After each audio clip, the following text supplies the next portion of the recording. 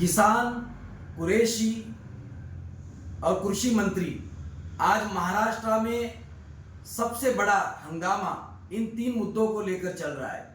आज महाराष्ट्र की सरकार जो है, जिस तरीके से जनरल डायर ने जालियनवाला बाग के अंदर हजारों बेगुनाह भारतीयों की हत्या की, उस तरीके से सरकार जो है किसानों के कर्ज माफ न करके हजारों किसानों की आत्महत्याएं हो रही है। महाराष्ट्र का सरकारी जो डाटा है वो सामने आया है। उन आंकड़ों को देखकर ये हैरानी हो रही है कि बीते महाराष्ट्र के अंदर हर 3 घंटे में एक किसान आत्महत्या कर रहा है और पिछले 3 महीनों में जनवरी, फरवरी और मार्च, इन 3 महीनों में 767 किसानों ने आत्महत्या की। और दूसरी बात, महाराष्ट्र में कुरैशी जमात की तरफ से पूरे महाराष्ट्र में हड़ताल पुकारी गई है। अब इस हड़ताल का सीधा असर किसानों के ऊपर होगा। जिस किसान से डायरेक्ट बड़े जानवर खरीदे और बेचे जाते थे कुरैशी जमात के माध्यम से, अब वो जानवर खरीद और बिक्री नहीं की जाएंगी, जिसका डायरेक्ट नुकसान किसानों को होगा और इसका असर ऐसा होगा कि किसान और ज्यादा आत्महत्या करने की कगार पर होंगे। तो अब महाराष्ट्र की सरकार जनता के मुद्दों को लेकर संवेदनशील नहीं है।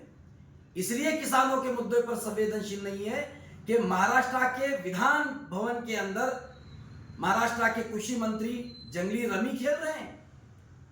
यह सबसे बड़ा तमाशा महाराष्ट्र के अंदर हो रहा है। ये जो सरकार है, ये सिर्फ धर्म और जाति और मजहब की बुनियाद पर जनता में भेदभाव पैदा कर रही है। मैं आज कुरैशी जमात को भी विशेष रूप से आज यहाँ से कहूँगा कि उनका जो आंदोलन है, यकीनन वो उनके हक और उनके इंसाफ की लड़ाई लड़ रहे हैं। आप शहर के जो सड़कों के ऊपर आवारा जो जानवर है, पिछले 8 सालों के अंदर कृषि जो अर्थशास्त्र जो जानकार है कृषि के, उन्होंने ये डाटा सामने लाया है कि पिछले 8 वर्षों के अंदर 27 करोड़ जो जानवर है, जो गाय है, पशु है, आवारा, वो सड़कों पर फिर रही है। जिसका सीधे असर ये होगा कि महाराष्ट्र का जो बजट है रक्षा मंत्रालय का, उससे 1.5 गुना बजट इन जानवरों को इनका पुनर्वसन करने के लिए लगेगा। इसलिए सरकार से अनुरोध है कि वो जल्द से जल्द किसानों को और कुरैशी समाज को इंसाफ दिलाए और उनकी जो मांगे हैं जल्द से जल्द वो पूरी करे, वरना महाराष्ट्र का जो हमारे महाराष्ट्र का जो आर्थिक जो स्तर है वो कहीं ना कहीं हिलता हुआ नजर आ रहा है।